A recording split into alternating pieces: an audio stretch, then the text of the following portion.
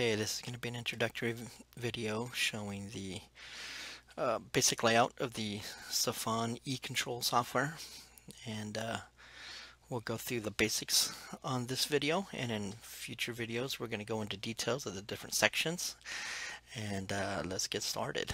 Okay, to begin with, the screen that opens up when you turn on the machine will depend. If it's a brand new machine, it'll probably show this screen. If not, it'll show any previous programs you did. But at any rate, you'll see up here we have a simple toolbar, which is for simple functions you might need, like logging in as a different user, system clock, help. PDF is accessible through here through a viewer. This button here just shows you how what your current version is, and this will turn off the software or the whole computer depending. This button has no function currently. This center window here, where I'm indicating with my mouse, will change depending on what selection you have down below here. This area will depend. For instance, in this very first section, like we see here, is basically file management. You'll be able to start a new program, open an existing program, import some files. We can import from some Delum controls into older Safan controls. We could export to other controls, primarily Safan, maybe I believe the Delum. And then the management is just managing files, deleting files and moving files, what have you. As you can see here, we have selection 1 through 5, or 6 actually. This one doesn't count as its own, but if you're programming, you're going to work in these steps 1 through 5. This is just for getting to system parameters and so on. So you're usually working from left to right as you're programming the machine. You don't have to go in this order. You can select them as you wish. Once you've started, you can go back and forth. But if you're starting from a new program, you do have to work from the left to the right. It won't let you go further until you add certain things. Up over here, as you can see here, I'm going to show you this. This is for logging on. There's several login types that you can come into. Whether it's an operator, which has, the most basic access, won't let you change programs and alter settings and so on. And the higher up the ladder you go, the more access you have. And of course, service engineers is just for factory service. They have access to everything, of course. Each one of these would have their own login numbers, and this can be customized, and you can create your own. So very flexible, very handy feature. So that's what that section does. This does nothing more than set your clock in your calendar, and here you got access to your help files. If you open it up, basically it's a PDF file, and this goes through some of the basics. It's good for reference. But these tutorial videos will go in be a little easier to follow. So this is a good place to go to if you have some questions. Up here, like I said earlier, this just shows you the version software you have currently running, and a good place to do a backup and restore of your settings. Okay, and this last one, we won't actually do it, but I can close this application, get into Windows, or shut the computer down completely. Shuts off the whole machine. We'll pass on that right now. Okay. So as you start new programs, and actually I think we have one already loaded, I'm going to show you the 3 different sections. So after you start a new program, this is one of the first places you start on setting up your program, whether it's a numeric program or a profile program where you actually draw a shape. You're going to go through this window on either case. You'll define your materials here, you'll define your tools, and you'll pick from a database, a pending database that you'll create. So very simple, concise screen for initial setup. And I'll get into more details on this when I do a tutorial on how to make a program. So once you're done with this section, it works in the same order, left to right. You'll have these green check marks up here. When you first start a new one, there won't be, and you'll have to fill this out before you go into the next section, and so on. I can't move to step 3 until this screen has 3 green checks. Okay, so very important to remember. Okay, so now we're looking on step 3. Step 3 is basically to determine the tool that you'll be using. Okay, I can determine not so much the tools, but the segment size. You can define it here. I could say it's going to be just a 40-inch piece, and it'll reflect it. And then I could position it. We'll say at 20 inches. So I can move it around. I can also dictate the wheel of segments, move it around, flip a die if I need to, or punch and die, and so on. So that's what this screen's for. Like I said, in future tutorials we'll get into more detail. And if I want to add a tool, I could do so here as well. Okay, so now we'll move on to next step 4. So step 4, basically, once the tools are all defined, you get into more details. It'll have a 3D representation of the tools, the clamps, and the back gauge. And depending on how many steps you have in your program, and as we're starting out, the default will be 1 step. But if I have multiple steps, I have these tools over here to navigate forward and back. This will go straight to the front, to the beginning of the program, the first step. This one will take you to the last step. And these 2 white arrows will just step 1 step at a time. If I need to remove a step, I could use this one, or I want to add a step, I can add it here. And I'll get into more details on that in a future video.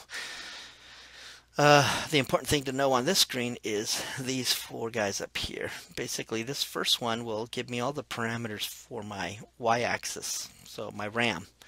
So I can have a retract dimension. I have how much to stop over the before the material. Our default's always 40, and so on. This is our penetration depth. This is the bend of the angle.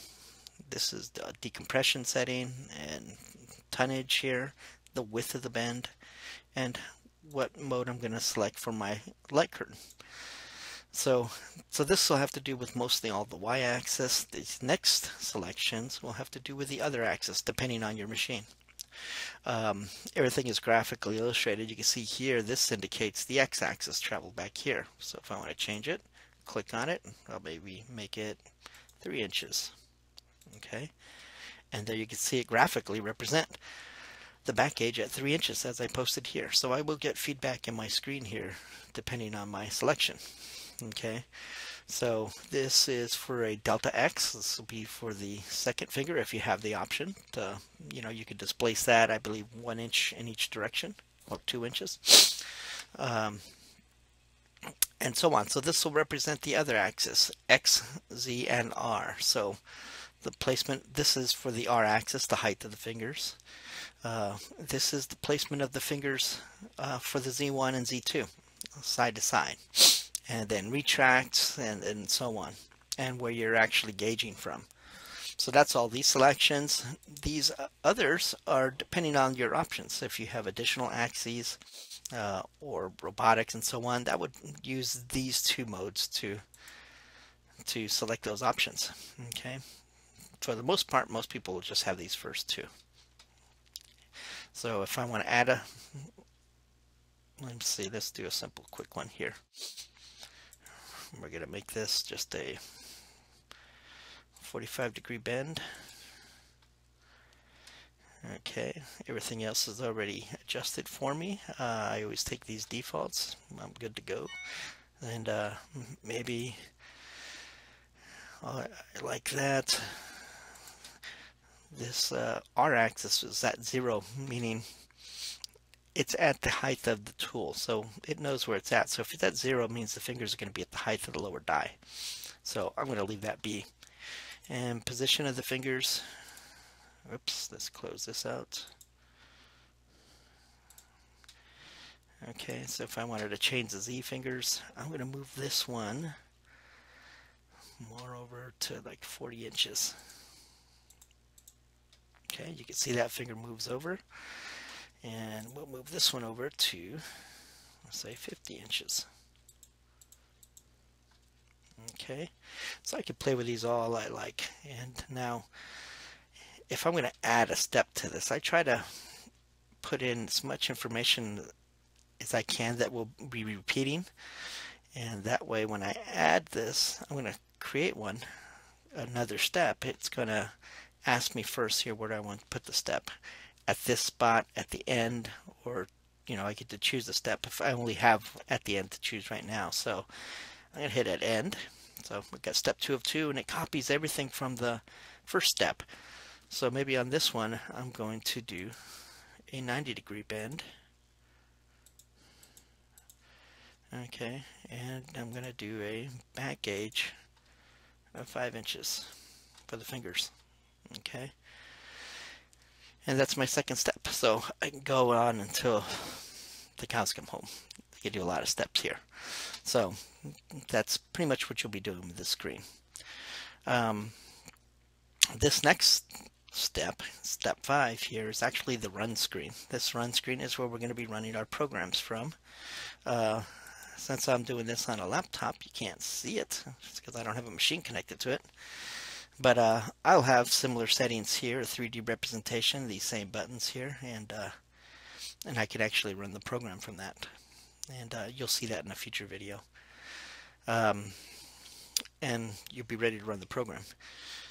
The last step here is this one, which is our basically parameter screens, everything for adjustments, user adjustments. A lot of these others may have more to do with the service guys. They'll have access to this, and if you don't have access, it'll be grayed out. You won't be able to get in there, so you don't have to worry. But the one area you will worry or will interact with is this user setting. That's assuming you have permissions based on your login information here.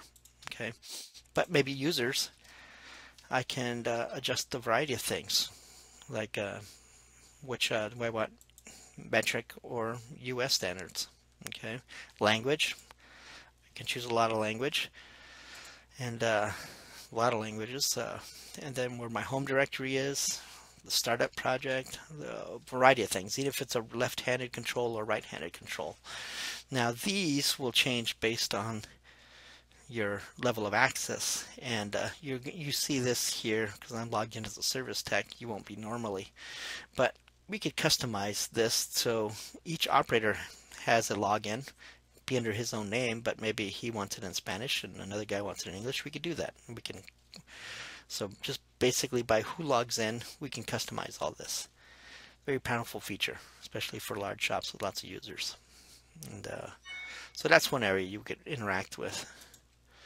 One area you may interact with, some general settings. I'm not sure how much you'll have access to, but if you want to cook up a printer, set the time and date, see some statistics. This is a material database that not everybody has access to. Service will. Maybe it'll open it up for users in the future. I can do backup and restores from here and so on. Tool library, that's an important one. We're going to do a library or a video on this one separately. But here I can indicate what tooling I have and what tooling I own. I can actually indicate in my library which tool I own or don't own by just putting a check mark on there. But all complete libraries are in this machine. So, and we could also make a tool here custom, and like I said, that's going to be in a future video. So definitely an area of importance there. Machine is going to be mostly machine parameters and so on. You won't be accessing this much. So this is where you'll set up some settings, and we'll get into more details on future videos on what some of these other things will do. But that's just the basic navigation of this control. It's pretty straightforward, very simple, and easy to learn. So keep an eye out for additional videos. They'll come out in the future. Thank you.